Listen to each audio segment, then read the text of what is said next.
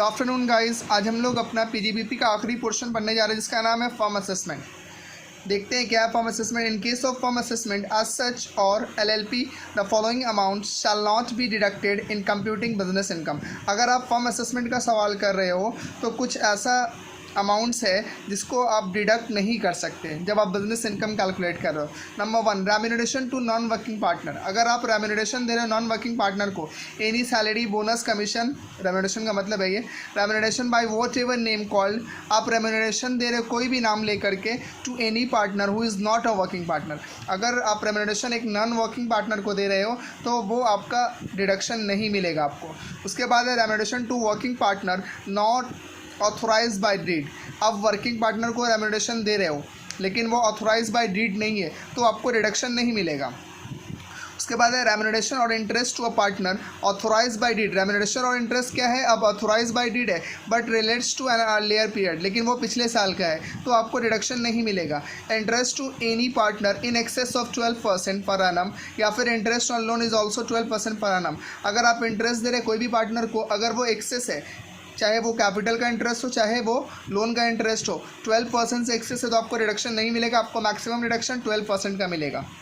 Any interest payment authorise by the partnership deed following FALLING following after the date of such deed to the extend such interest exceeds 12% simple interest per annum. आपको सिर्फ 12% के हिसाब से reduction मिलेगा। Interest to partners whatever on capital और on loan is allowed reduction. अगर आप interest दे रहे हैं पार्टनर्स को, चाहे वो इंटरेस्ट ऑन कैपिटल हो चाहे इंटरेस्ट ऑन लोन, आपको रिडक्शन मिलेगा लेकिन मैक्सिमम रिडक्शन 12% का मिलेगा। तो मैं आपको एक बात बताता चलूँ बाबू, फर्म असेसमेंट इस बार आपके सेमेस्टर से हटा दिया गया, मतलब फर्म असेसमेंट आपके सिलेबस पे नहीं है। लेकिन ये जो इंटरेस्ट ऑन कैपिटल वाला पोर्शन है ये आपका कहाँ पे पूछ सकता है, शॉर्ट क्वेश्चन है पूछ सकता है। या फिर आपका इंटरेस्ट ऑन जो लोन है ये आपको रिडक्शन मिलेगा, तो इंटरेस्ट ऑन लोन का मैक्सिमम रिडक्शन कितना है, 12% है। तो ये सवाल पीजीबीपी में भी डाल सकता है। इंटरेस्ट ऑन कैपिटल का रिडक्शन तो नहीं मिलता बिजनेस वाले पोर्शन में, लेकिन इंटरेस्ट ऑन लोन का रिडक्शन तो बिजनेस वाले पोर्शन में मिलता है। तो आपको पता होना चाहिए कि इंटरेस्ट ऑन लोन का रिडक्शन कितना है, 12% पर एनम। भले ही फर्म असेसमेंट सिलेबस में नहीं है लेकिन कुछ पोर्शन आपको पढ़ के जाना पड़ेगा, इसलिए मैं आपको ये फर्म असेसमेंट पढ़ा रहा हूँ। तो आपको इंटरेस्ट ऑन लोन का रिडक्शन कितना मिलेगा, minimum of the following actual interest given to partner as per deed और 12% सिंपल इंटरेस्ट। मतलब एज पर डीड आपको जितना मिला है वो, और 12% निकालिएगा, जितना निकलेगा उन दोनों में से जो लोअर होगा वो मिलेगा। In normal way, in simple way आपको maximum reduction interest on loan का हो या फिर इंटरेस्ट ऑन कैपिटल का हो 12% से ज़्यादा नहीं मिलेगा in case of firm assessment and LLP, मतलब लिमिटेड लायबिलिटी पार्टनरशिप। उसके बाद है interest on drawing. Interest on drawing charge by firm from its partner shall be treated as taxable income. Interest on drawing जो firm charge करती है अपने partner से, उसको हम लोग टैक्सेबल इनकम ट्रीट करेंगे। Remuneration, salary, fees, commission to a working partner in excess of prescribe limit. मतलब रेम्यूनरेशन जो आपने दिया वर्किंग पार्टनर्स को, रेम्यूनरेशन, सैलरी, फीस, कमीशन कुछ भी हो सकता है, अगर वो प्रिस्क्राइब लिमिट से एक्सेस होगा तो क्या होगा, any remuneration paid to a working partner authorise by a partnership deed the following authorise the partnership deed and following after the date of deed in excess of following limits. अगर सबसे पहला बात, अगर remuneration दे रहे हो आप, चाहे वो सैलरी हो चाहे फीस हो, कमीशन हो, बोनस हो, कुछ भी हो, प्रिस्क्राइब लिमिट के अंदर होना चाहिए, प्रिस्क्राइब लिमिट के बाहर नहीं होना चाहिए। तो अगर आपका लॉस है, बिजनेस में क्या है, लॉस है, तो आपका जो क्वांटम ऑफ डिडक्शन है आपको 1.5 लाख का मिल जाएगा। मतलब अगर आपका बिजनेस लॉस में है तो आपको मैक्सिमम डिडक्शन 1.5 लाख का मिल जाएगा। लेकिन अगर आपका क्या है, प्रॉफिट है, तो प्रॉफिट का केस में 2 पोर्शन है। पहला portion first 3 lakh of book profit जो होगा उसमें से आप 1.5 लाख या फिर 90% of book profit which ever is earlier, sorry which ever is higher. नहीं समझ में आया, टेंशन लेने का नहीं है, फिर से समझ। हम बोल रहे हैं कि रेम्यूनरेशन जो तुम दोगे, पहला बात कि रेम्यूनरेशन एक्सेस जो प्रिस्क्राइब लिमिट है उससे एक्सेस नहीं होना चाहिए। तो आपके सवाल में बुक प्रॉफिट दिया हुआ रहेगा या फिर बुक प्रॉफिट आपको निकालना पड़ेगा। तो बुक प्रॉफिट दिया हुआ रहेगा, क्वांटम ऑफ डिडक्शन कितना मिलेगा मैं ये समझा रहा हूँ। अगर लॉस है तो आपको 1.5 लाख डिडक्शन मिल जाएगा चाहे जो भी हो। लेकिन अगर आपका बुक प्रॉफिट पे प्रॉफिट है तो आपको पहला 3 lakh of book profit on the first 3 lakh of book profit क्या करेगा 1.5 लाख या फिर 90% of book profit which ever is higher, मतलब या तो 1.5 लाख मिलेगा या तो 90% आपको बुक प्रॉफिट का मिलेगा। तो बुक प्रॉफिट तो आपके पास बहुत ज़्यादा हो सकता है, लेकिन बुक प्रॉफिट पूरा का नहीं। आपको बोला कि जो बुक प्रॉफिट है उसका 3 लाख का 90%, नहीं समझ में आया, एग्जाम्पल दूंगा क्लियर होगा। उसके बाद जो बैलेंस बचेगा 60% ऑफ बुक प्रॉफिट। एग्जाम्पल देखो क्लियर हो जाएगा, लेकिन सबसे पहले जान लो बुक प्रॉफिट क्या है। Meaning of certain terms, book profit है the net profit as shown in the profit and loss account. जो आपका प्रॉफिट एंड लॉस अकाउंट में दिख रहा है वही बुक प्रॉफिट है for the relevant previous year computed in accordance with the provision for computing income from profit and gains. एक ऐसा बुक प्रॉफिट वो है जो प्रॉफिट एंड लॉस अकाउंट में आपको दिख रहा है, लेकिन वो कंप्यूट किया गया हो as per provision of income from profit and gains. The above amount should be increased by the remuneration paid or payable to all the partners of the firm if the same has been deducted while computing the net profit। वो जो book profit ये आपको दिख रहा है profit and loss account में, वो increase कर सकता है अगर आपने क्या किया हो, रेमुनरेशन पेड किया हो या फिर क्या किया हो, रेमुनरेशन सैलरी पे किया हो, उसको डिडक्ट करके आप क्या कर सकते हैं, अमाउंट निकाल सकते हैं अपना। एग्जाम्पल देखो क्लियर होगा। अ फर्म हैज़ पेड ₹7,50,000 आज रेमुनरेशन, फर्म ने 7.5 लाख पे किया है। अब तुमको पता करना ये एक्सेस है या प्रिस्क्राइब लिमिट के अंदर है। To its partners for the previous year 1920 in accordance with its partnership deed and it has a book profit of ₹10 lakh. देखो बुक प्रॉफिट निकाल के दिया हुआ, मैंने कहा था ना बुक प्रॉफिट या तो निकाल के दिया रहेगा या निकालने का रहेगा। What is the remuneration allowable as deduction. अब बताइए कि कितना डिडक्शन मिलेगा। सबसे पहला बात, फर्म ने सैलरी कितना पे करा, 7.5 लाख रुपये। उसके बाद से तुम्हारा पार्टनरशिप डेट बुक प्रॉफिट कितना का दिखा रहा है, 10 लाख का दिखा रहा है। अब बोल रहा है कि तुम पता करो कि रेमुनरेशन जो 7.5 लाख दिया यही होना चाहिए या फिर इससे कम होना चाहिए या फिर ज़्यादा होना चाहिए। लिखा ना what is the remuneration allowable as deduction. आइए सॉल्यूशन दिखाते हैं।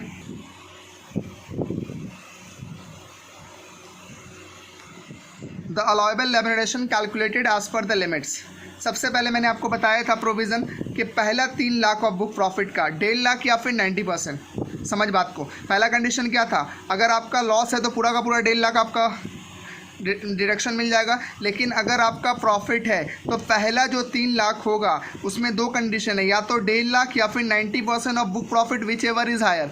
तो हमको पता है कि पहला या तो 1.5 लाख लेना है या फिर 90% of book profit which ever is higher. आप क्वेश्चन में देखिए आपका बुक प्रॉफिट कितना है, 3 लाख से, तो 3 लाख से 90% कितना होगा, 2,70,000। अब तुम बताओ 1.5 लाख और 2,70,000 में कौन ज़्यादा है, 1,50,000 हायर है या फिर 2,70,000 हायर है। सर 2,70,000 हायर है, तो हम लोगों ने यहाँ पे 1.5 लाख नहीं लिख के 2,70,000 लिखा। क्लियर है। तो फिर से समझ बाबू कि आपको रेमुनरेशन निकालना है, डिडक्शन कितना मिलेगा, और आपका बुक प्रॉफिट दिया हुआ है 10 लाख, तो आपको कंडीशन फुलफिल करना पड़ेगा।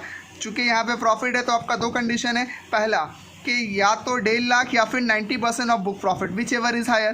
तो बुक प्रॉफिट कितना है मेरा, 10 लाख से, बुक प्रॉफिट कितना है, 10 लाख से। और कंडीशन क्या बोला, first in case of profit बता रहे हैं हम, first 3 lakh of book profit का 90% या फिर 1.5 lakh which ever is higher. समझ में आ रहा है कि नहीं आ रहा है, first 3 lakh of book profit या फिर 1.5 lakh which ever is higher. तो हमारा जो टोटल बुक प्रॉफिट कितना है, 10 लाख से, टोटल बुक प्रॉफिट कितना है मेरा, 10 लाख से। अब कंडीशन बोल रहा है कि या तो सबसे पहले आप या तो 1.5 लाख लीजिए या फिर 90% of first 3 lakhs, 90% of first 3 lakhs of book profit, या तो आप 90% लीजिए first 3 lakh of book profit का। तो बुक प्रॉफिट कितना है मेरा, 10 लाख है, उसका 3 लाख का कितना होगा 90% बाबू, 2,70,000। और कंडीशन क्या है, या तो 1.5 लाख या फिर 90% of first 3 lakh of book profit. यहाँ पे लिखा मैंने on first 3 lakh of book profit 30,000 into 90% 2,70,000, या फिर 1.5 लाख विच एवर इज है। तो 1.5 लाख और 2,70,000 में कौन ज़्यादा है, 2,70,000 ज़्यादा है। उसके बाद कंडीशन था कि on the balance book profit, तो टोटल 10 लाख था जिसमें से 3 लाख का काम हो गया, बचा कितना, 7 लाख। तो ऑन जो बैलेंस 7 लाख है उस पर कितना परसेंट बोला प्रोविजन, 60%। तो 7 लाख का 60% कितना हो गया बाबू, 4,20,000, दोनों को ऐड करोगे 6,90,000। तो सवाल में देखो 7.5 लाख रुपया बोला था सैलरी, लेकिन हम कितना देंगे उसको, मैक्सिमम सैलरी कितना देंगे उसको हम लोग, 6,90,000, 6,90,000। प्लीज़ टेल मी, यहाँ तक आपका क्लियर है। सवाल में बोला था अलाउएबल रेमुनरेशन निकालने, हमने निकाल दिया। देयरफॉर मैक्सिमम अलाउएबल रेमुनरेशन, मतलब आप इससे ज़्यादा रेमुनरेशन नहीं दे सकते हैं। सवाल इतना ही था, लेकिन हम सवाल को आगे लेकर आए कि डिसअलाउड कितना होगा, मतलब इनएडमिशेबल कितना होगा। तो आपको देना चाहिए था 6,90,000, आपने दे दिया था 7.5 लाख, तो इनएडमिशेबल हो जाएगा, यानी डिसअलाउड 7.5 लाख माइनस 6,90,000 ₹60,000। क्लियर है ना बाबू, कोई कंफ्यूजन रहेगा बताना। नेक्स्ट एग्जांपल देखो, Aliya and Alina partnership firm consisting of 2 partners reports a net profit. अभी बुक प्रॉफिट नहीं है, क्या है, नेट प्रॉफिट है, 7 lakh before deduction of the following items. Salary 20,000 each per month payable to 2 working partners यानी Alina and Aliya as authorise by the deed of partnership, जो authorise किया गया है। Depreciation on plant and machinery दिया हुआ है, कंप्यूटेड है 1.5 लाख का। इंटरेस्ट ऑन कैपिटल बोला 15%, लेकिन आपको याद होगा इंटरेस्ट ऑन कैपिटल मैक्सिमम कितना दे सकते हैं हम लोग, 12% दे सकते हैं। As per the deed of partnership, partnership deed 15% दिया, फर्क नहीं पड़ता पार्टनरशिप डीड क्या दिया, हमको पता प्रोविजन बोला है 12% देने का लिए। The amount of capital eligible for interest 5 lakh, और आपको 5 लाख कैपिटल का अमाउंट है। कंप्यूट क्या बोला, बुक प्रॉफिट। इस सवाल में आपको बुक प्रॉफिट निकालना है under section 40B, book profit 40B के अंदर आता है। उसके बाद अलाउएबल वर्किंग पार्टनर सैलरी, और कितना सैलरी अलाउएबल होगा, तो सैलरी निकालना। अभी हम कुछ देर पहले सीखे सैलरी निकालना, तो वो क्या निकालना पड़ेगा, बुक प्रॉफिट निकालना पड़ेगा। तो सबसे पहले बुक प्रॉफिट निकालेंगे हम लोग, एकदम धीरे धीरे देखते हैं एग्जाम्पल। चलिए solution, computation of book profit of the firm under section 40B। सबसे पहले net profit before deduction of depreciation salary and interest दिया हुआ है 7 लाख, उसके बाद डेप्रिसिएशन लेस कर दीजिएगा 1,50,000, interest at the rate of 12%, वहाँ पे बोला कितना 15%, but being the maximum allowable as per deduction under section 40 clause B, मतलब हम मैक्सिमम कितना दे सकते हैं बाबू, 12% दे सकते हैं, इसलिए हमने 12% लिया। कैपिटल कितना है मेरा 5 लाख का, 12% 60,000 ऐड करके 2,10,000, यहाँ ऐड करके कितना, सॉरी लेस करके कितना आएगा 4,90,000, ये आपका निकल गया बुक प्रॉफिट। बुक प्रॉफिट निकल गया, आपको सवाल बनाने आता है, फिर भी मैं आपको बताता हूँ। अलाउएबल वर्किंग पार्टनर सैलरी, पहला कंडीशन क्या है, या तो 3 लाख ऑफ बुक प्रॉफिट या फिर 1.5 lakh which ever is higher. Book profit कितना है 4,90,000 है, तो 3 लाख का 90% कितना होगा 2,70,000। पहला कंडीशन है 1.5 लाख ऑफ बुक प्रॉफिट, और सॉरी 1.5 लाख या फिर 3 लाख ऑफ बुक प्रॉफिट जिसका 90% विच एवर इज हायर। तो हम 3 लाख का 90% कितना निकाले 2,70,000, बट आपका जो डिडक्शन कितना बोला 1,50,000 बोला ना, तो 1,50,000 और 2,70,000 में कौन सा आता है 2,70,000, इसलिए हमने 2,70,000 लिया। समझ में आ रहा, तो नहीं समझ में आ रहा पूछेगा। उसके बाद बैलेंस जितना बचेगा उसके 60%, तो 4,90,000 से 3 लाख का तो काम हो गया, बचा कितना 1,90,000, यहाँ पे लेस करके दिखा दिया मैंने। 1,90,000 का 60% कितना हो गया 1,14,000, लेस करिएगा, सॉरी 2,70,000 1,14,000 कितना होगा 3,84,000। तो मैक्सिमम सैलरी हम लोग इसको कितना दे सकते हैं बाबू 3,80,000 दे सकते हैं।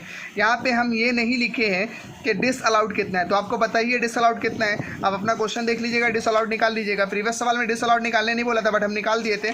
यहाँ पे भी डिसअलाउड निकालने नहीं बोला, इसलिए हम निकालेंगे नहीं। बार बार निकालेंगे तो तुम लोग समझेगा सर निकाल ले, इसका मतलब बोले ना बोले निकालना पड़ेगा।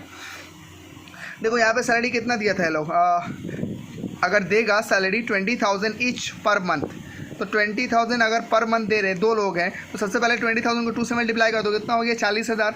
अब 40,000 पर मंथ करके देंगे तो कितना 40,000 इंटू 12 कितना हो जाएगा बाबू, 40,000 इंटू 12 करो या फिर 40,000 इंटू 24 करो, क्योंकि 2 लोग हैं ना। 20,000 इंटू 2 40,000, ये हो गया 2 आदमी का। अब 1 साल का है तो 40,000 इंटू 12 कर दो, 4,80,000 आएगा। कितना आएगा 4,80,000, बट सैलरी आपको कितना मिलना चाहिए था बाबू 3,84,000। तो जो डिफरेंस है वो डिसअलाउड है। प्लीज़ टेल मी, आपका यहाँ तक क्लियर है? अगर स्टिल कोई भी ज़र्रा बराबर भी कन्फ्यूज़न है आप कमेंट करिए, आपके कमेंट को विदिन 1 आवर और 2 आवर बताया जाएगा। उसके बाद ये देखो इलस्ट्रेशन 19 पेज नंबर 334 335 में है। ये क्वेश्चन मुझे लिखना पड़ रहा है क्योंकि मेरे पास बुक नहीं है।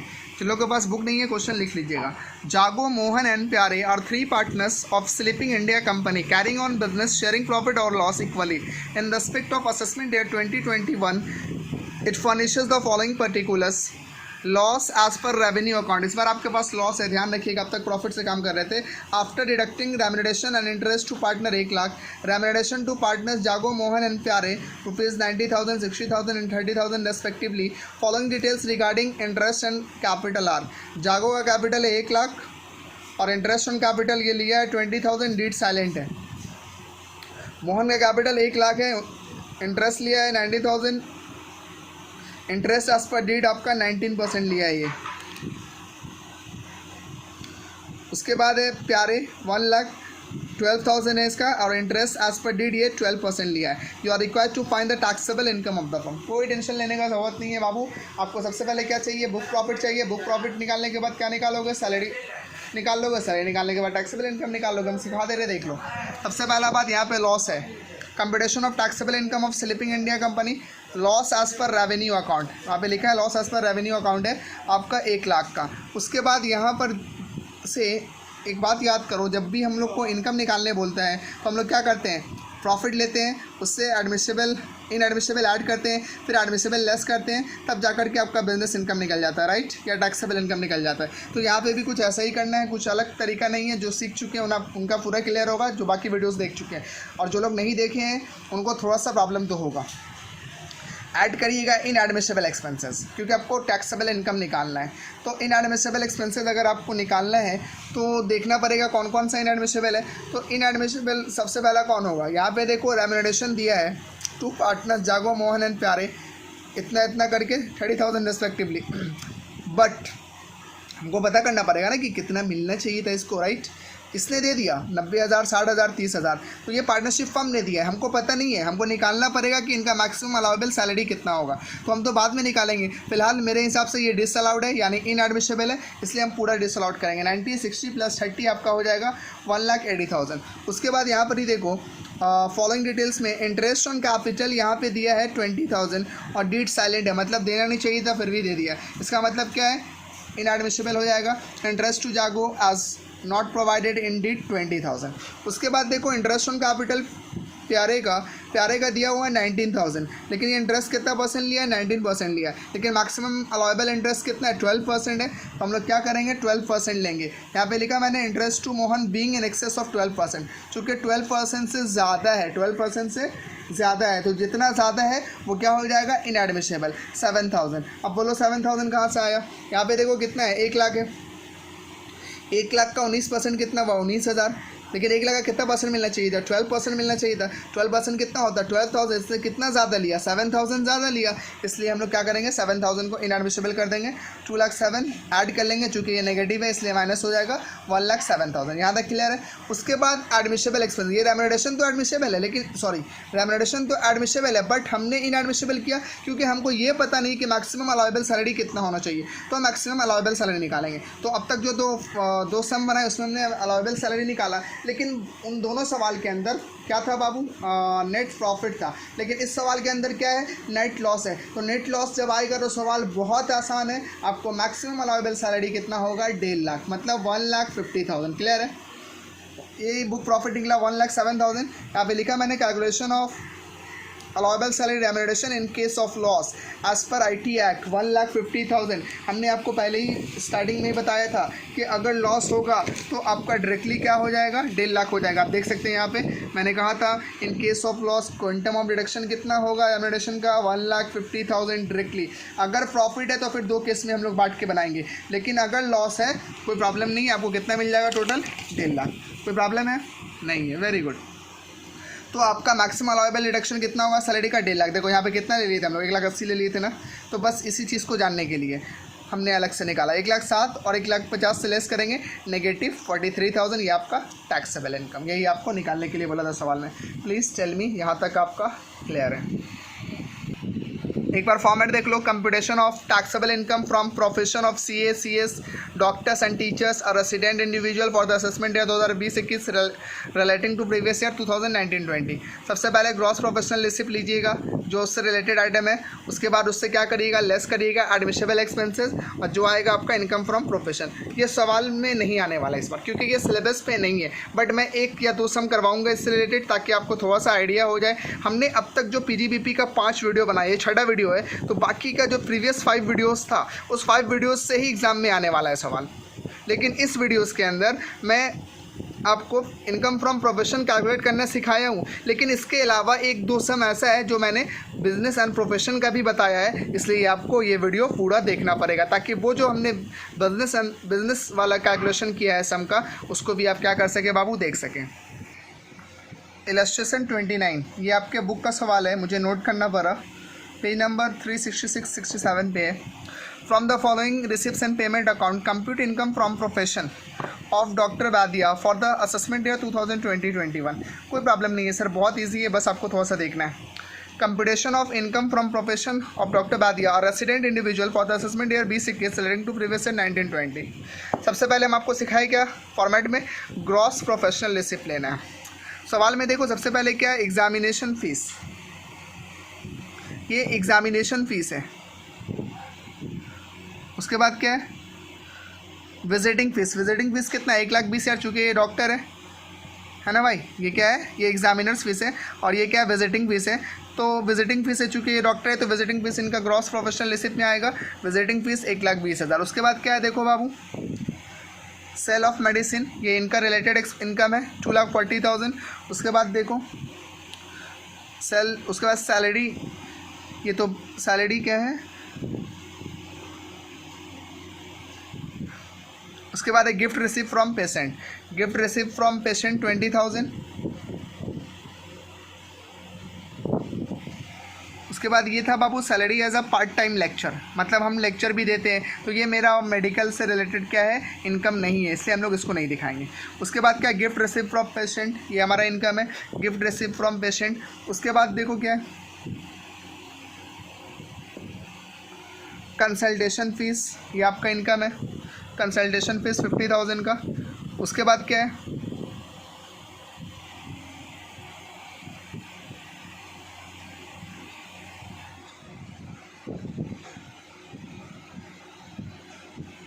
उसके बाद एडजस्टमेंट देख लो एक बार, 2/3 of motor car expenses relates to higher profession. आपका मोटर कार एक्सपेंसेस 2/3 किसका है, हिज प्रोफेशन का है। उसके बाद है medicine costing 20,000 was taken for the treatment of his loan, medicine costing, medicine यहाँ पे है, मेडिसिन परचेज मार्क करके रखता हूँ मैं ताकि के बाद में आए। डेप्रिसिएशन किसको देना है भाई, motor car, books and surgical equipments, ये रहा सर्जिकल इक्विपमेंट्स, मोटर कार भी यहीं कहीं होगा।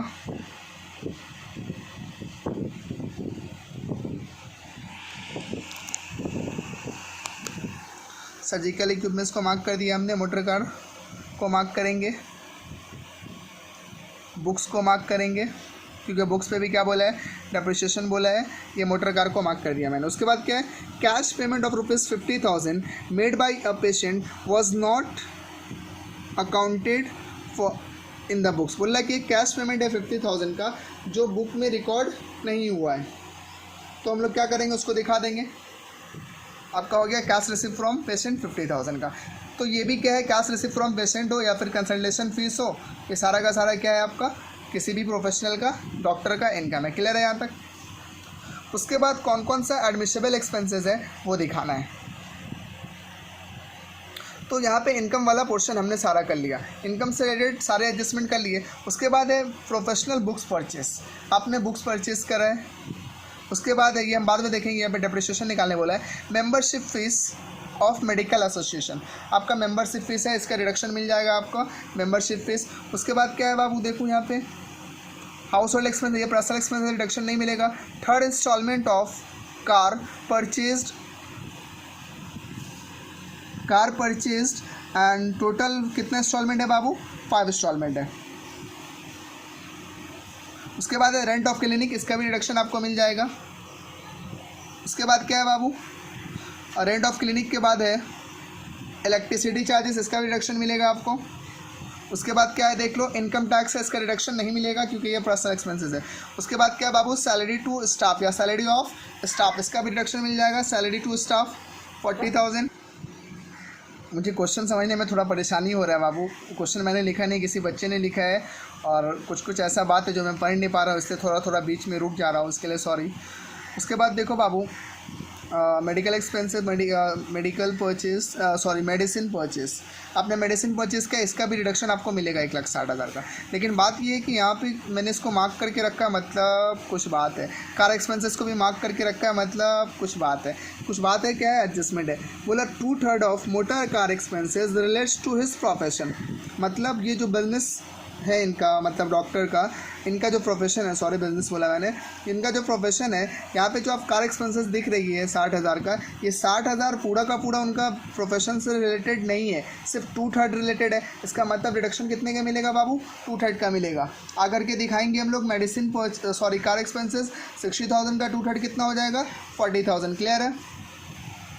उसके बाद है मेडिसिन परचेज 1,60,000, इसके साथ भी एडजस्टमेंट है। यहाँ पे देखिए medicine costing 20,000 was taken for the treatment of his son, मतलब कि मेडिसिन का जो कॉस्टिंग है 20,000 का वो अपने बेटे के ट्रीटमेंट पे खर्चा की है। इसका मतलब ये उसका पर्सनल एक्सपेंडिचर है। इसका मतलब इसको 1,60,000 का रिडक्शन पूरा नहीं मिलेगा, 1,60,000 से 20 माइनस करेंगे तो रिडक्शन मिलेगा। मेडिसिन परचेस 1,60,000 से 20 माइनस करेंगे 1,40,000 का। उसके बाद क्या है बाबू, गिफ्ट टू डॉटर, तुम अपनी बेटी को दी हो, उसका रिडक्शन हम नहीं देंगे आपको। सर्जिकल इक्विपमेंट, इसके ऊपर डेप्रिसिएशन है। तो सबसे पहले आपका यहाँ पे बुक्स छोड़े थे हम, बुक्स के ऊपर आपको डेप्रिसिएशन देना है। तो 20,000 यहाँ पे डेप्रिसिएशन कितना बोला है देखो, तो depreciation charge on motor car 15%, books पे 40%, सर्जिकल इक्विपमेंट्स पे 15%। सबसे पहले हमारे पास बुक्स है, डेप्रिसिएशन ऑन बुक्स 20,000 का 40%, 8,000 का रिडक्शन मिल जाएगा। डेप्रिसिएशन ऑन सर्जिकल इक्विपमेंट्स कितना है, सर्जिकल इक्विपमेंट्स सर्जिकल इक्विपमेंट्स है आपका 60,000, और कितना परसेंट बोला है सर्जिकल इक्विपमेंट्स पे, 15% बोला है। सर्जिकल इक्विपमेंट्स पे 9,000, यहाँ पे लिखा नहीं है मैंने, अगर आपको लिखना है तो लिख सकते हैं। आपका 60,000 का सर्जिकल इक्विपमेंट्स है और 15% के हिसाब से आपको रिडक्शन मिल रहा है 9,000 का। उसके बाद डेप्रिसिएशन ऑन कार्ड नोट 1 जिसमें मिला 21675। याद रखना, बुक से सॉल्यूशन नहीं देखना, बुक का सॉल्यूशन और मेरा सॉल्यूशन डिफरेंट है बहुत, और इस बार आंसर भी डिफरेंस है। क्यों है डिफरेंट मैं बताऊँगा, थोड़ा देर के लिए रुको। पहले हम लोग क्या करेंगे, नोट 1 देखेंगे, तब जाके समझ में आएगा 21675 कैसे आया। Calculation for depreciation on car purchase during the year 2017-18। देखो तो सवाल में कहीं पे लिखा हुआ है ये कार परचेज हुआ है 2017-18 में। यहाँ पे देखो third instalment of car purchase out of total 5 instalment.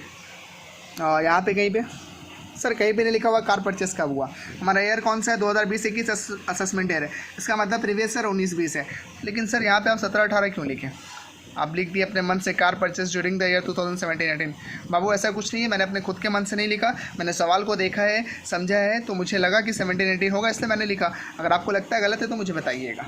आइए दिखाते हैं कैसे आया 17-18। यहाँ पे जो आपने कार परचेज़ किया ये आपका कितना है, 60,000 है, और ये 60,000 आपका एक इंस्टॉलमेंट का है, बात समझना। और टोटल कितना है आपका, 5 इंस्टॉलमेंट है। टोटल कितना है आपका, 5 इंस्टॉलमेंट है। तो आपको पता होना चाहिए बाबू कि ये जो अभी हम इंस्टॉलमेंट कर रहे हैं ये कितना नंबर का इंस्टॉलमेंट है। आप अभी कौन से ईयर में हो, 2020-21 असेसमेंट ईयर, और 2019-20 कौन से ईयर में हो, प्रीवियस ईयर पे हो।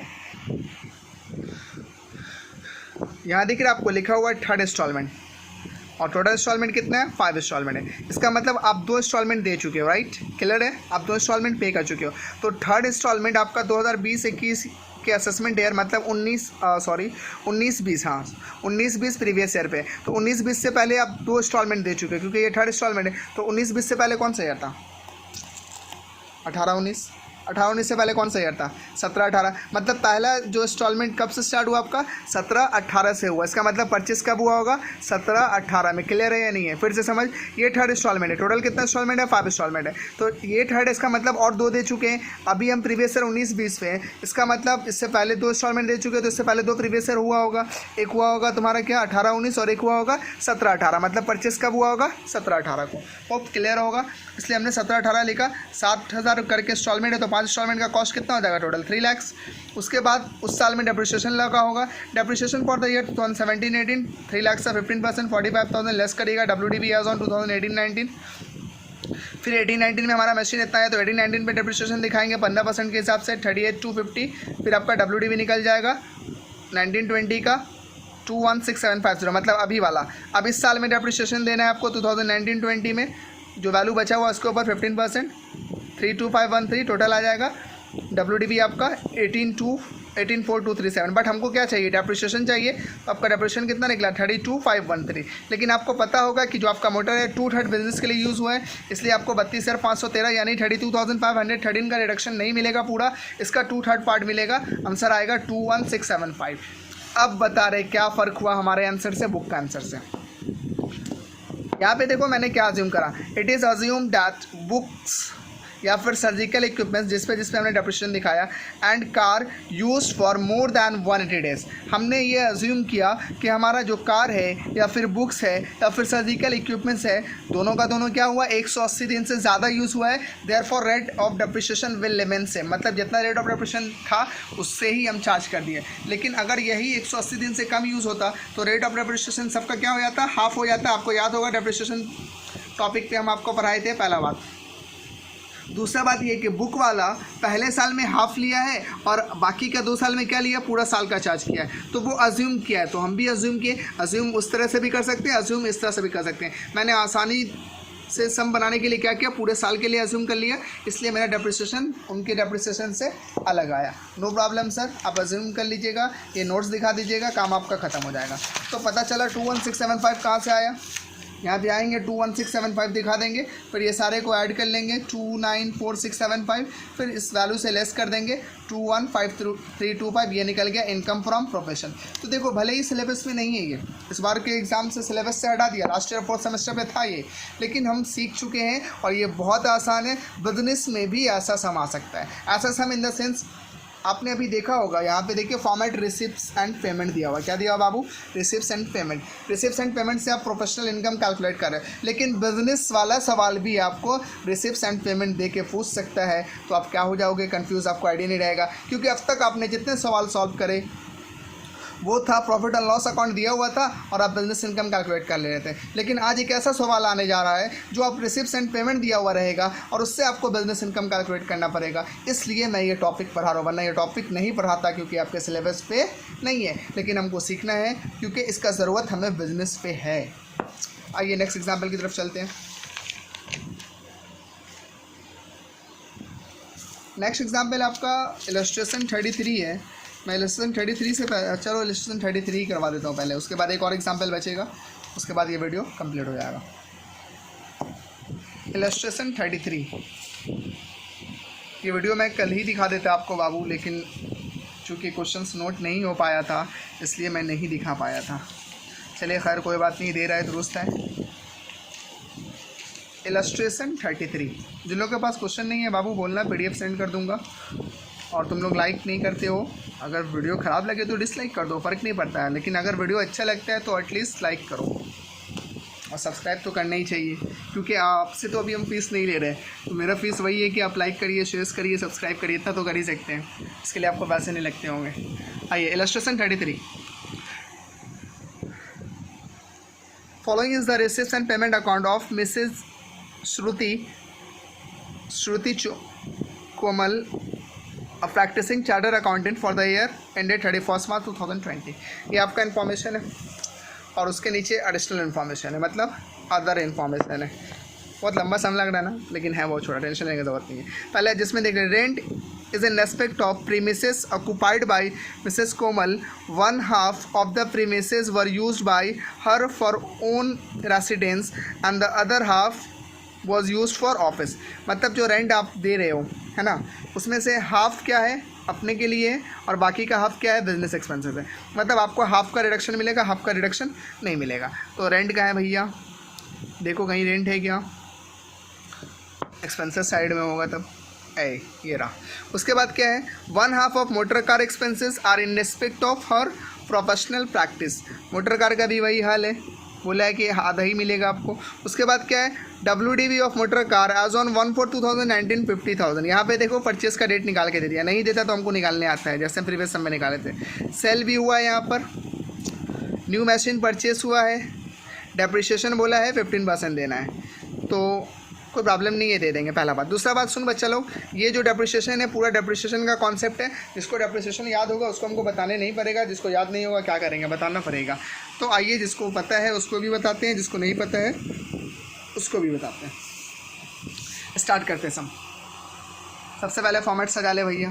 Computation of income from profession of the miss Shruti Komal, practising chartered accountant, assessment year 2021 relating to previous year 19-20। सबसे पहले gross professional receipt, chartered accountant है भैया, ऑडिट फीस इनका इनकम है, ऑडिट फीस 1,80,000। उसके बाद क्या है,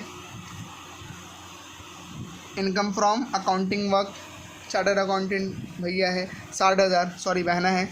इनकम फ्रॉम अकाउंटिंग वर्क के बाद एग्जामिनर्स रेम्यूनरेशन, ये इनका इनकम नहीं है क्योंकि इन्होंने एग्ज़ाम दिया है, फिर उसके लिए रेम्यूनरेशन, सॉरी एग्जामिनर्स रेम्यूनरेशन का मतलब है कि ये कहीं पे एग्ज़ाम के लिए कार्डिंग करने गए थे, वहाँ से उनको पैसा मिला, या फिर हो सकता है कि इन्होंने आंसर शीट चेक किया होगा, वहाँ से उनको पैसा मिला।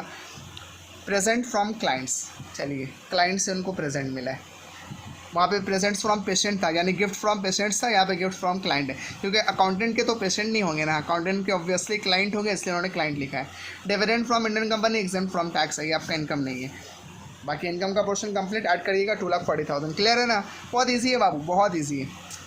रेंट है, देखो रेंट कितने हैं, 30,000 है, यहाँ पे 80 दिख रहा था मुझे, थोड़ा सा प्रॉब्लम है मुझे, जिसने नोट किया है टेंशन लेने का ज़रूरत नहीं है, ऐसे में बस जस्ट बोल रहा हूँ, नहीं समझ में आ रहा तो बोलूँगे। रेंट 30,000 का हाफ कितना हो जाएगा, 15,000। वीडियो ख़राब हो रहा है बाबू, हंसा रहे तुम लोग हमको। उसके बाद क्या है, stipend to article clerk, right, हाँ स्टाइपेंड टू आर्टिकल क्लर्क कितना है बाबू, 12,000, सॉरी। उसके बाद क्या बाबू, सैलरी टू ऑफिस स्टाफ, भाई मेरा एक्सपेंस है, स्टाफ रखे हुए, इंट्रोडक्शन तो चाहिए ही चाहिए। उसके बाद है मोटर कार एक्सपेंसेस 18,000, मिलेगा भैया, लेकिन पूरा नहीं मिलेगा, आधा मिलेगा, क्योंकि आप पर्सनल यूज़ के लिए भी इस्तेमाल कर रहे हैं, 9,000।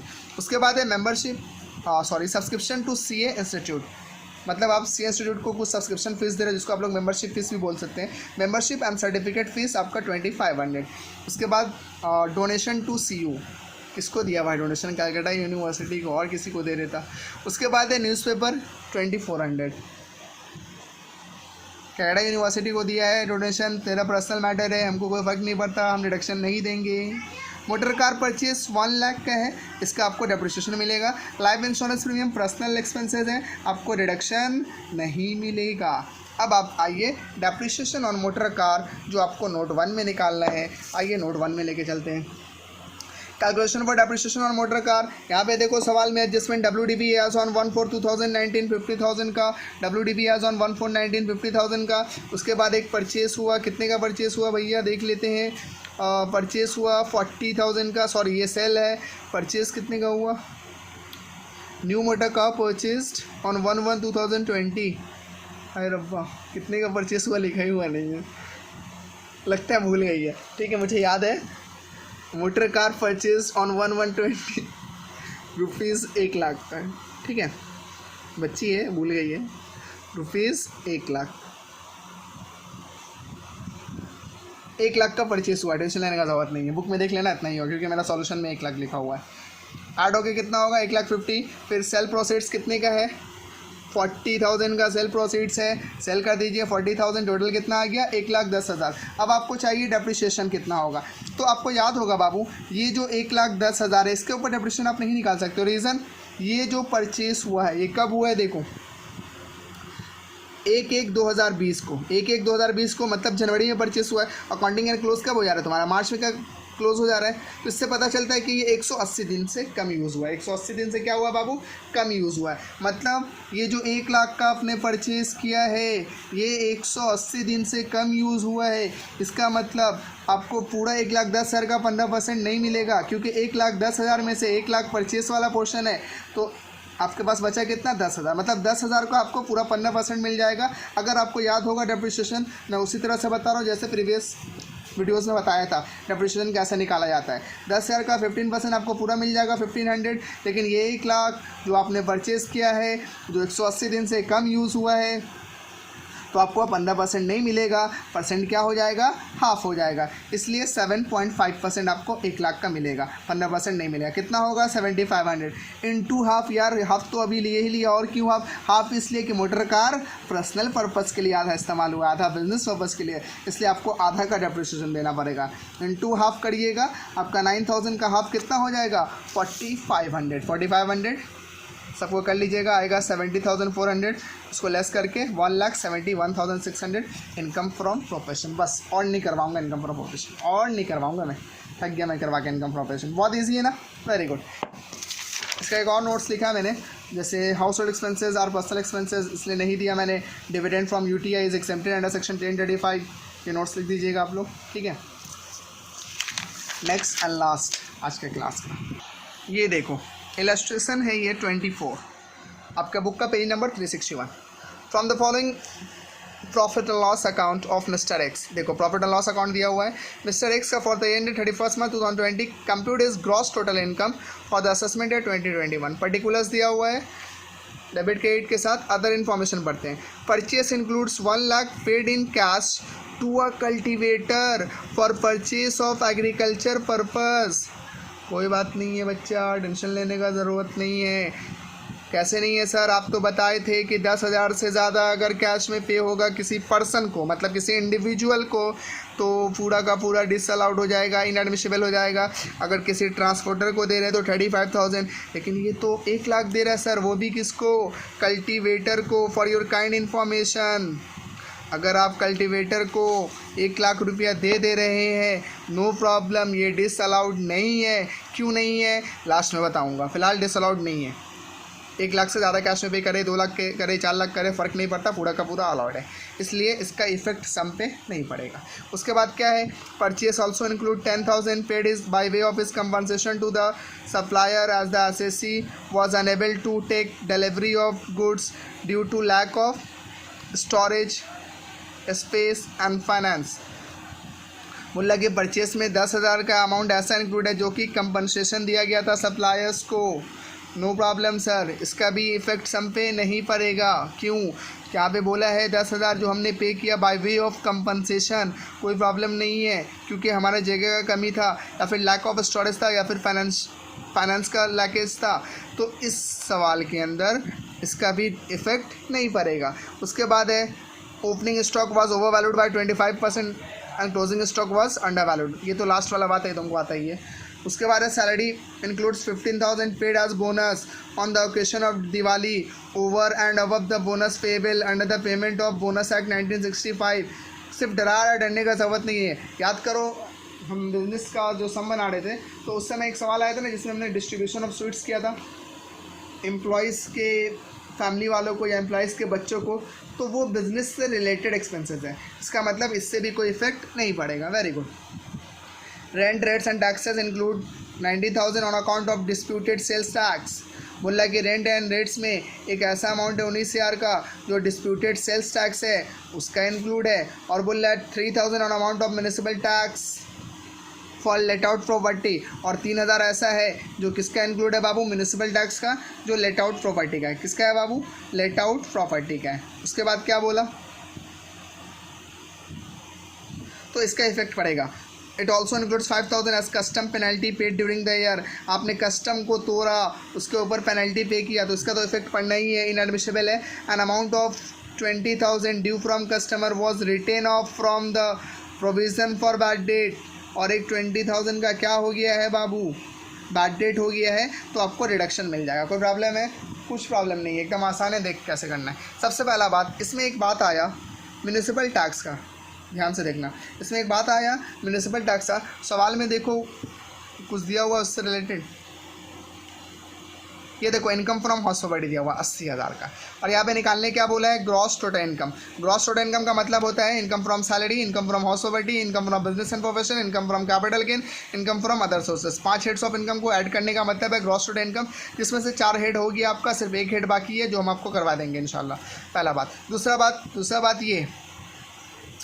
बात ये कि ये ग्रॉस टोटल इनकम निकालने बोला, मतलब इनकम फ्रॉम हाउस प्रॉपर्टी का कैलकुलेशन होगा यहाँ पे। तो इनकम फ्रॉम हाउस प्रॉपर्टी सबसे पहले करेगा 80,000 है। उसके बाद यहाँ पे जो म्यूनिसिपल टैक्स है कहाँ पे ऐड हो गया भैया? बिजनेस एंड प्रोफेशन में ये लोग दिखा दिया है, तो इसको तो इनएडमिसिबल करेंगे, ऑब्वियस सा बात है इनएडमिसिबल करेंगे। लेकिन इसका डिडक्शन किससे मिलता है? अगर हाउस प्रॉपर्टी सारे बच्चे कर लिए होंगे तो आपको याद होगा ग्रॉस एनुअल वैल्यू से हम लोग म्यूनिसिपल टैक्स लेस करते हैं। तो हम लोग आएंगे यहाँ पे लिखेंगे less municipal tax bye landlord 33,000 आपका हो जाएगा 77,000, ये आपका आंसर आएगा। नेट एनुअल वैल्यू यहाँ पे लिखा मैंने NAV, क्योंकि इसका ज़रूरत पड़ेगा, शॉर्टकट यहाँ लिखेंगे ताकि यहाँ शॉर्टकट लिख सकें हम। उसके बाद NAV निकालने के बाद हाउस प्रॉपर्टी से आपको डिडक्शन मिलता है 24 का, डिडक्शन अंडर सेक्शन 24, जिसके अंदर आपको 2 डिडक्शन मिलता है, एक स्टैंडर्ड डिडक्शन और एक होता है इंटरेस्ट ऑन लोन। इस सवाल में इंटरेस्ट ऑन लोन नहीं है, इसलिए आपको सिर्फ और सिर्फ स्टैंडर्ड डिडक्शन मिलेगा। Standard deduction under section 24A 30% of net annual value. यहाँ पे हम नेट एनुअल वैल्यू नहीं लिख सकते, इसलिए हमने क्या किया? NAV लिखा ताकि यहाँ पे NAV लिख सकें। 77,000 का 30% कितना होगा? 23,100 लेस करके 53,900। प्लीज़ टेल मी, यहाँ तक आपका क्लियर है? उसके बाद हम लोग करेंगे profit and gains of business और प्रोफेशन। इसमें सबसे पहले नेट प्रॉफिट चाहिए, सवाल में नेट प्रॉफिट ढूंढो, 49,000 है शायद, सॉरी 43,000 है net profit as for profit and loss account 43,000। उसके बाद ऐड करेंगे इन एडमिशबल एक्सपेंसेस। सबसे पहला इन एडमिशबल एक्सपेंसेस म्यूनिसिपल टैक्स होगा, चूँकि वो लोग दिखा दिया था म्यूनिसिपल टैक्स 3,000 का। उसके बाद देखो यहाँ पे एडजस्टमेंट म्यूनिसिपल टैक्स वाला फिर से दिखा रहे हैं हम आपको। Rent includes sorry where is the municipal tax, हाँ यहाँ पे बोला है कि rent and rates includes 10,000 on account of disputed sales tax. एक डिस्प्यूटेड सेल्स टैक्स है जो कि इंक्लूड है, कोई प्रॉब्लम नहीं है, डिस्प्यूटेड सेल्स टैक्स रहे या कुछ भी रहे इससे कोई इफेक्ट नहीं पड़ने वाला है। लेकिन 3,000 ऐसा है जो म्यूनिसिपल टैक्स है, ये रिडक्शन आपको नहीं मिला क्योंकि इसका रिडक्शन आपको हाउस प्रॉपर्टी से मिलता है जो आप ले चुके हैं, हम आपको दे चुके हैं। लेकिन आपने क्या किया, नेट प्रॉफिट से भी ले लिया है, इसलिए आपको ये हटाना पड़ेगा। इसलिए हम लोग क्या करेंगे, म्यूनिसिपल टैक्स को 3,000 पे इनएडमिसिबल कर देंगे। उसके बाद एक कस्टम पेनल्टी किया आपने 5,000 का, तो ये आपका हटेगा। Custom penalty being infringement of law, आपने लॉ ब्रेक किया है इसलिए आपको रिडक्शन नहीं मिलेगा।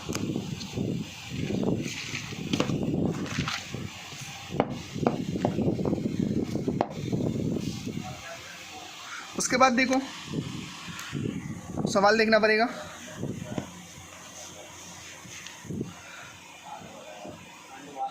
परचेस में कोई प्रॉब्लम नहीं है, सैलरी में कोई प्रॉब्लम है, रेंट्स हो गया, लीगल चार्जेस में कोई प्रॉब्लम नहीं है, मिसलेनियस एक्सपेंसेस में भी कोई प्रॉब्लम नहीं है। प्रोविज़न फॉर बैड डेट 30,000 का, प्रोविज़न फॉर बैड डेट 30,000 का बीइंग एन एंटिसिपेटेड लॉस। उसके बाद है प्रोविज़न फॉर इनकम टैक्स 40,000 का, प्रोविज़न फॉर इनकम टैक्स 40,000 का बीइंग ड्राइंग्स। उसके बाद है सैलरी टू मिसेज एक्स। अब इसके बारे में पता करना पड़ेगा भैया ये कौन है, सैलरी टू मिसेज एक्स है ना, आइए दिखाते हैं कौन है मिसेज एक्स। आप बोलते होंगे सर मिस्टर एक्स का बिजनेस है, मिसेज एक्स है मतलब उसकी वाइफ है। मुझे नहीं पता भाई, वाइफ है या कोई भी, उससे मुझे फ़र्क नहीं पड़ता, मुझे सवाल बताना है। Mrs X is a law graduate, वो लॉ ग्रेजुएट है and is actively working in the एसएससीज फर्म, ऐसे ही कुछ है, पता नहीं। फिलहाल ये समझो कि मिसेज एक्स एक लॉ ग्रेजुएट है जो एक्टिवली पार्टिसिपेट्स कर रही है। याद आया तुमको प्रोफेशन का ये पार्ट, हम बताए थे एक नॉन वर्किंग पार्टनर है, एक वर्किंग पार्टनर है, तो बस वही बात है। ये वर्किंग मतलब मिसेज एक्स जो है क्या है, लॉ ग्रेजुएट है और जो डेली बेसिस पे या फिर एक्टिवली क्या कर रही है, काम कर रही है फर्म में। इसका मतलब अगर आप इसको सैलरी दे रहे हैं तो ये अलाउड है या फिर डिसअलाउड है, सवाल यही है, ये अलाउड है या डिसअलाउड है। क्योंकि ये डेली बेसिस पे काम कर रही है, एक्टिवली वर्किंग कर रही है, इसलिए क्या है बाबू, ये अलाउड है, ये इनएडमिसिबल नहीं होगा। इसलिए सैलरी टू मिसेज एक्स आपका डिडक्शन मिल गया है, आपको मिलना चाहिए था। क्लियर है? तो और कोई एक्सपेंसेस ऐसा नहीं है जो रिडक्शन नहीं मिलना चाहिए था या वो ले लिया है, ऐसा कुछ नहीं है। तो क्या करेंगे, सारे को ऐड कर देंगे, आपको पता ही है ये हो जाएगा 1,18,000, ऐड करके आएगा 1,61,000। यहाँ पे मैंने 3 कॉलम बनाया है, डिटेल्स एंड अमाउंट्स। रीज़न ये है कि यहाँ पे जब एक से ज़्यादा हेड्स को हम कैलकुलेट करते हैं, यहाँ पे 2 हेड्स कैलकुलेट कर रहे हैं, पीजीबीपी एंड हाउस प्रॉपर्टी, तो फिर हम लोग 3 कॉलम ड्रॉ करते हैं, जैसे आप हाउस प्रॉपर्टी में देख चुके हैं। इसके बाद क्या है, इनकम वाला पोर्शन, राइट। लेकिन उससे पहले एडमिसिबल एक्सपेंसेस। यहाँ पे डेप्रिसिएशन दिखाया 40,000, राइट। यहाँ पे डेप्रिसिएशन 40,000 दिखाया, तो हमको डेप्रिसिएशन को यहाँ पे लिखना चाहिए था ना, depreciation to be treated separately लिखा है सर मैंने, तुम लोग नहीं देखे, ध्यान दिए, मुझे याद आया। Depreciation to be treated separately 40,000, उसके बाद ना होगा 1,18,000, उसके बाद 1,61,000 depreciation to be treated separately. लेकिन इस सवाल के एडजस्टमेंट में कहीं पर ये बात नहीं लिखा कि depreciation as per IT rule कितना होना चाहिए, नहीं लिखा ना, तो हम ये अज्यूम करेंगे कि डेप्रिसिएशन जितना था उतना ही होना चाहिए। इसलिए ना IT वाले ने नहीं बताया कि हाँ भाई इतना नहीं इतना होगा। अगर वो उसको कोई प्रॉब्लम होता तो वो बता देता कि डेप्रिसिएशन तुमको 30 साल लेना है, 32 साल लेना है, 40 साल लेना है, 50 साल लेना है। उसने कुछ नहीं बताया, इसका मतलब आपने depreciation as per IT rule दिखाया है। तो आइए, depreciation as per IT rule 40,000। उसके बाद यहाँ पर एक बैड डेट हो गया था कस्टमर से, आपको रिडक्शन मिल जाएगा 20,000 का, टोटल 60। उसके बाद हम लोग देखेंगे बाबू income not taxable but credited to PL account.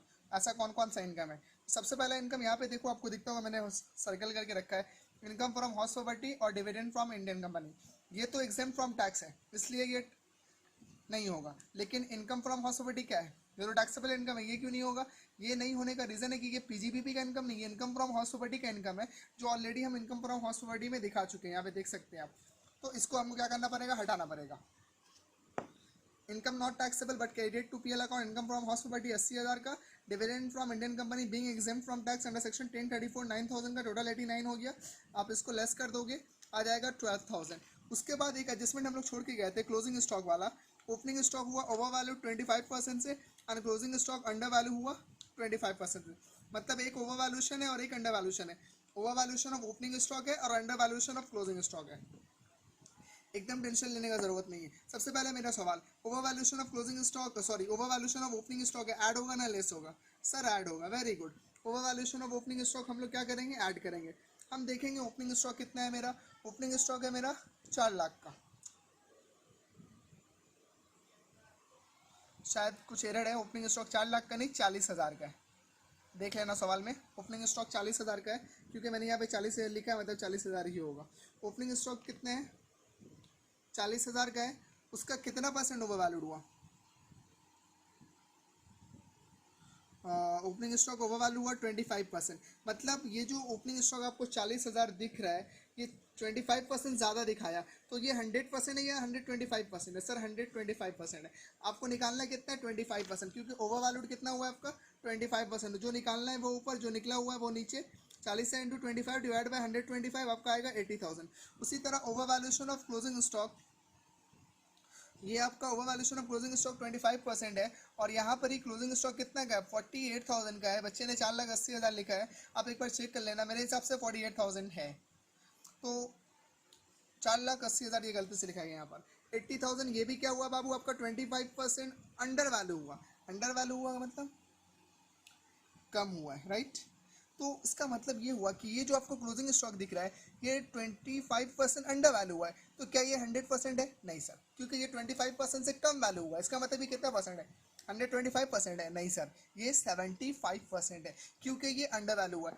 जब ओवर वैल्यू होता है मतलब 100% होना चाहिए, उसमें 25% ज़्यादा हो गया, मतलब ये टोटल कितना हो गया, 125%। लेकिन इस केस में 25% अंडर वैल्यू हुआ, मतलब 100% होना चाहिए था, लेकिन 25% कम वैल्यू हुआ। उसका मतलब ये कितना परसेंट है, 75% है। तो हम लोग क्या करेंगे बाबू, 25 दिस होल बाई 75, 48,000 को सॉल्व करिएगा, आपका आएगा 1,60,000। सॉल्व कर लीजिएगा 2,52,000।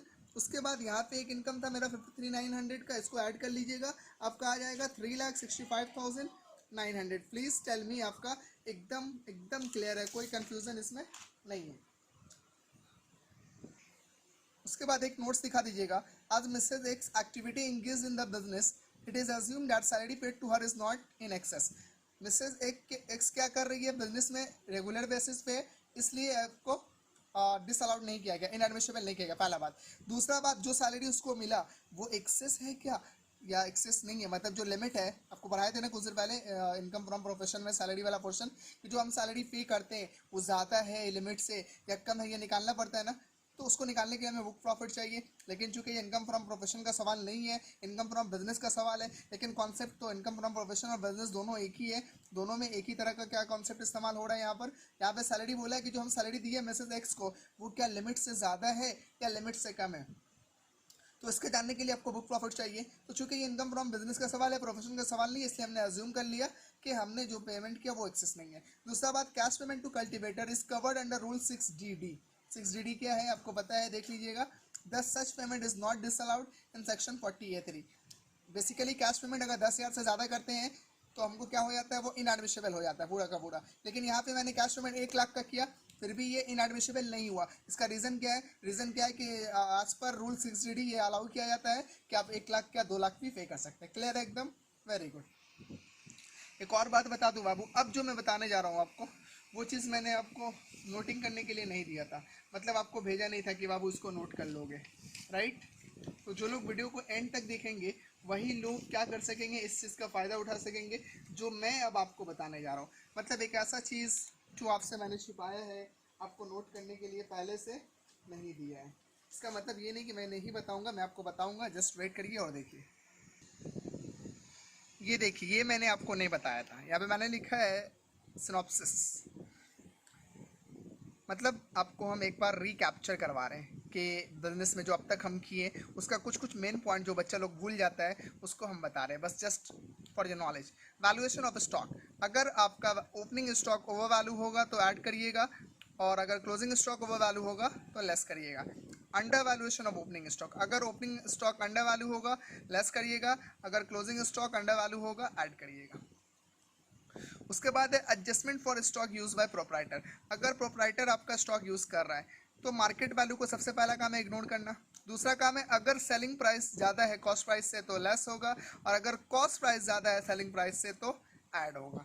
ये सब चीज़ इजी है लेकिन थोड़ा सा टिपिकल लगता है, बच्चों को भूल जाते हैं। तीसरा बात जो मोस्ट इंपॉर्टेंट बात है और ये मैक्सिमम क्वेश्चंस पे आता है, सर्टेन पेमेंट्स बिफोर डेट रहेगा तो क्या होगा, आफ्टर डेट रहेगा तो क्या होगा। अगर आप सेल्स टैक्स पे कर रहे हो या फिर वैट पे कर रहे हो, ऐसा सवाल बहुत बार आया है सेल्स टैक्स एंड वैट का, तो अगर बिफोर डेट है तो एडमिशेबल एक्सपेंसेस है, अगर आफ्टर डेट है तो इनएडमिशेबल है। क्लियर है। अगर payment of bonus and commission before date है admissible, after date inadmissible. Interest on loan to financial institutions अगर आप कर रहे हो पेमेंट तो एडमिशेबल है before date, after date इनएडमिशेबल।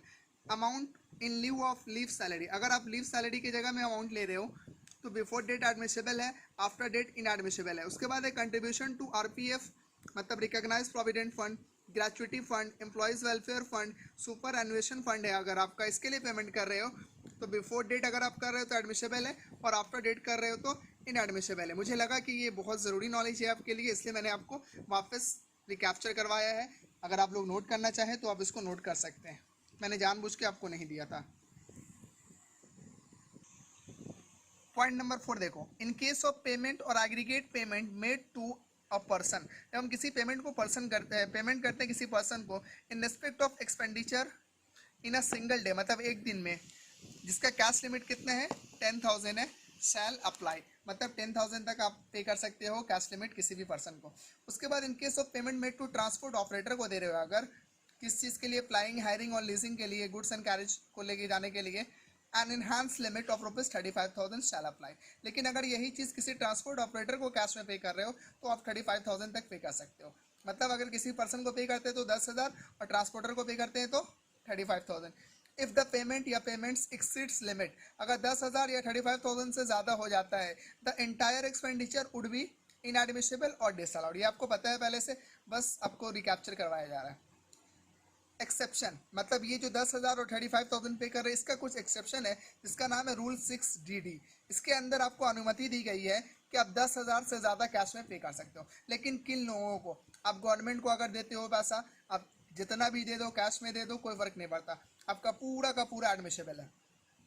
Payment to RBI और एनी बैंकिंग कंपनी एडमिशेबल है। पेमेंट टू एसबीआई और सब्सिडियरी बैंक एडमिशेबल है मतलब अलाउड है। पेमेंट टू एलआईसीआई अलाउड है। पेमेंट मेड टू कल्टीवेटर आया था ना अभी प्रीवियस सवाल में हम लोग किए थे ना, एक सवाल आया था जिसमें हमने कल्टीवेटर को 1 लाख पे किया था कैश में और वो अलाउड हो गया था मतलब एडमिशेबल हुआ था, डिसअलाउड नहीं हुआ था, याद है ना। तो इन लोगों को अगर हम पे करते हैं ग्रोअर या फिर प्रोड्यूसर को, पेमेंट टू कोऑपरेटिव बैंक और land mortgage bank, payment made on holiday and in strikes, मतलब ये एक्सेप्शन है इसका। अगर आप 10,000 पे कर रहे हो या 35,000 पे कर रहे हो उसका एक्सेप्शन है रूल 6DD, जो आपको पढ़ा चुका हूँ और आपको बता चुका हूँ, फिर भी जस्ट रिकैप्चर करवाने के लिए मैं बता रहा हूँ कि इन सब लोगों को अगर आप कैश पेमेंट करते हो 10,000 से ज़्यादा तो आपका पूरा का पूरा वो अलाउड है, मतलब एडमिशेबल है, इनएडमिशेबल नहीं है। क्लियर है, लेकिन सिर्फ इन लोगों को ध्यान रखिएगा।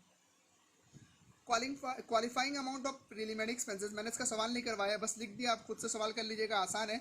अगर आपका प्रीलिमिनरी एक्सपेंसेस है, अगर कंपनीज के अंदर है तो 5% ऑफ कॉस्ट ऑफ प्रोजेक्ट और 5% of capital employed which ever is higher. Preliminary expenses को आपको राइट ऑफ करना है पूरे 5 साल में। कितने साल में, सॉरी 5 साल बोला, 5 इंस्टॉलमेंट में। कितने इंस्टॉलमेंट में, 5 इंस्टॉलमेंट में। तो अगर आपका कंपनीज के अंदर प्रीलिमिनरी एक्सपेंसेस है, ऐसा सवाल आपका पीजीबीपी में आया है या फिर आने वाले होमवर्क्स में आएगा, तो आप क्या करिएगा, अगर कंपनी का केस है तो 5% ऑफ कॉस्ट ऑफ प्रोजेक्ट और 5% of capital employed which ever is higher. Cost of project का 5% निकालिएगा या फिर कैपिटल एम्प्लॉयड का 5% निकालिएगा, तो आपका विच एवर इज हायर रहेगा वो आ जाएगा। मान लो प्रीलिमिनरी एक्सपेंसेस तुम्हारा 1,000 है, ठीक है, 1,000 का प्रीलिमिनरी एक्सपेंसेस है टोटल। अब आपको देखना है कि कॉस्ट ऑफ प्रोजेक्ट का 5% कितना आ रहा है और कैपिटल एम्प्लॉयड का 5% कितना आ रहा है। तो इन दोनों का जो 5% आएगा विच एवर इज हायर, तो मान लेते हैं कॉस्ट ऑफ प्रोजेक्ट है आपका 2,000 और आपका कॉस्ट ऑफ कैपिटल एम्प्लॉयड है आपका 2,000, चलो नहीं 2,000 नहीं, इसको 3,000 मान लेते हैं।